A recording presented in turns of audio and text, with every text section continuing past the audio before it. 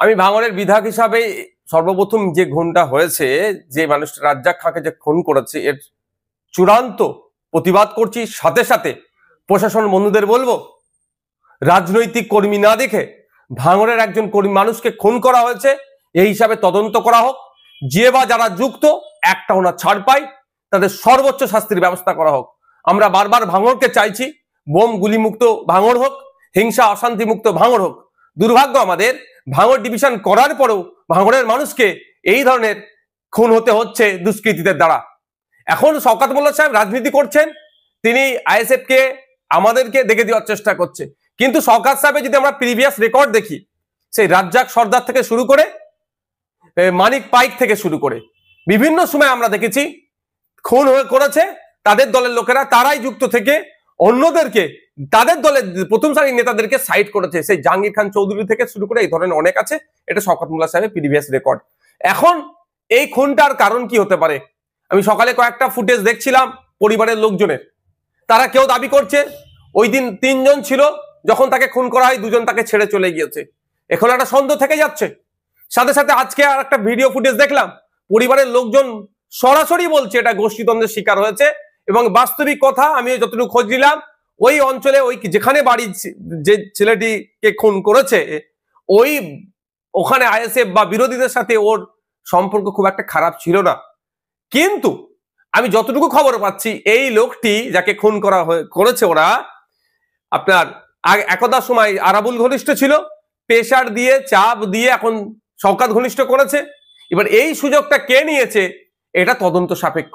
একাধিক ইকুয়েশন উঠে আসছে এই খুনের রহস্যের পিছনে, তবে সবটাই সমাধান করতে পারবে প্রশাসন, ইনভেস্টিগেশন অফিসার। আমি আশা করব নিরপেক্ষতা বজায় রেখে এটা তদন্ত হোক। আর সাথে সাথে এটাও বলে রাখছি, পরিবারের সাথে আমি যোগাযোগ করার চেষ্টা করছি, পরিবারের সমত নেব। পরিবার যদি চাই সিবিআই ইনভেস্টিগেশন হোক, পরিবারের হয়ে প্রয়োজনে আমি মামলা করব সিবিআই ইনভেস্টিগেশন করার জন্য। কারণ আমি একজন বিধায়ক এখানে ভাঙড়ের, সেটা আমার বড় পরিচয়। কোন দলের নেতা, কোন দলের চেয়ারম্যান, তার থেকে বড় পরিচয় ভাঙড়ের আমি বিধায়ক। ভাঙড়ের মানুষ খুন হয়েছে, ভাঙড়ের মানুষকে যারা খুন করেছে তাদেরকে আমি শান্তির ঘুম ঘুমোতে দেব না। আর সাথে এটাও বলছি, যদি এটাকে রাজনৈতিক চক্রান্ত হয়ে বিরোধীদের উপরে দমন পীড়ন বা সাধারণ মানুষকেও যদি ডিস্টার্ব করার চেষ্টা হয়, আমি সেই পরিবারগুলোকে সাথে নিয়ে সিবিআই তদন্ত হবে, সিবিআই তদন্তের জন্য বা বিচার বিভাগীয় তদন্তের জন্য কোর্টের দ্বারস্থ হব। এটা কি তাহলে আরাবুল আর শওকত সাহেবের গোষ্ঠীদ্বন্দ্বের? দেখুন, এই ধরনের ঘটনা রাজ্যের বিভিন্ন জায়গায় ঘটছে, শাসক দলে নিজেদের মধ্যে গোষ্ঠী কন্দল। আমি শুধু বলছি না, আপনি দেখুন ওই পরিবারের একজন কর্তা, আজকে তিনি বক্তব্য তার দেখবেন, তিনি বলেছেন সরাসরি এভাবে বলেছেন যে এটা গোষ্ঠীদ্বন্দ্বের শিকার হয়েছে। আর আমিও বলছি, যখন আমার কাছে খবর এসেছে, আমি যতটুকু খবর নিতে পেরেছি, যে এটা সম্পূর্ণরূপে গোষ্ঠীদ্বন্দ্বের শিকার হয়েছে। হয়তো শওকত মোল্লা সাহেব এই বিষয়টা অনেক কিছু জানেন, এটা অনেক কিছু জানেন শওকত মোল্লা সাহেব, তদন্ত সঠিক করলে উঠে আসবে। ভাঙড়ের বিষয়টা নিয়ে শওকত মোল্লা সাহেব সরাসরি কিন্তু আইএসএফ কে দোষারোপ করেছে। এটা কি মানে আপনি যুক্ত সরাসরি আপনার? দেখুন, আমরা এতটা এখন হিংস্র হয়ে উঠতে পারিনি, আর কোনোদিন হবারও ইচ্ছাও নয় যে একটা মানুষের প্রাণ নিয়ে নেব রাজনীতি করার জন্য। আমরা সমাজ ব্যবস্থার পরিবর্তনের জন্য রাজনীতিতে এসেছি, ক্ষমতা দখল আমাদের স্বপ্ন নয়।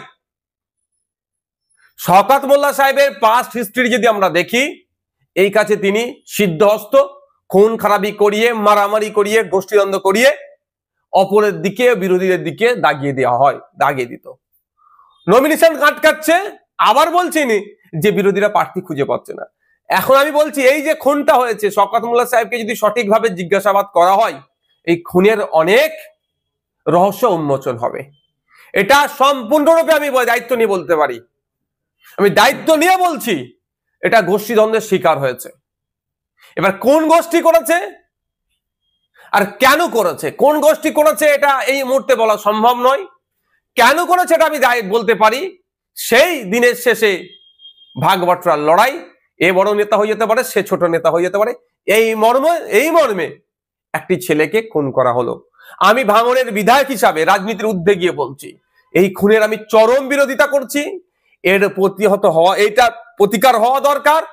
এই ধরনের কর্মকাণ্ড প্রতিহত করার জন্য মমতা ব্যানার্জি ভাঙড় ডিভিশন দেওয়ার পরেও কেন ভাঙড়ের মানুষকে খুন করতে হবে? তার রাজনৈতিক পরিচয় কি আছে আমার দেখার দরকার নেই। আমি একজন বিধায়ক, জনপ্রতিনিধি, প্রত্যেকটা মানুষের সুরক্ষা যাতে পাই তার দেখার দায়িত্ব আমার। সেই জায়গায় আমি দাঁড়িয়ে বলবো যত তাড়াতাড়ি সম্ভব ইনভেস্টিগেশন হোক, যে বা যারা খুনের সাথে যুক্ত তাদেরকে সর্বোচ্চ শাস্তির ব্যবস্থা করা হোক। আর পরিবারের সাথে যোগাযোগ করব, পরিবার যদি আমাকে ইনশিওর করে, আশ্বাস দেয়, পরিবারকে সাথে নিয়ে আমি এই মামলাটি যাতে হয় বিচার বিভাগীয় তদন্ত হোক বা সিবিআই তদন্ত হোক, যদি পরিবার চাই আমি তার জন্য মুভ করব কোর্টে।